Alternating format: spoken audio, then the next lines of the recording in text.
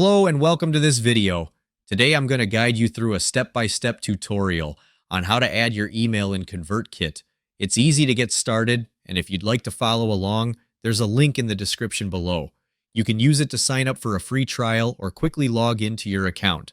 Start by clicking on your profile picture or name located in the top right corner of the ConvertKit dashboard. From the drop-down menu, select Settings. In the Settings menu, scroll down until you find the email section and click on it. In the email settings, you'll see an option to add from address. Click on this option to start adding your email. First, enter your name. This will appear in the From field when you send emails. Then, enter the email address you want to use for sending emails. After entering your details, click on the Add Email button to save the information. Open your Gmail or the email service you used and check your inbox for a verification email from ConvertKit.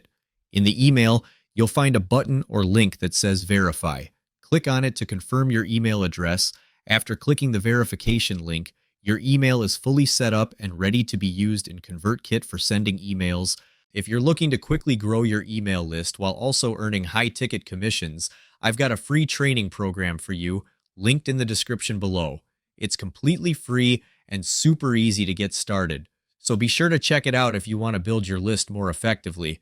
Thanks for watching.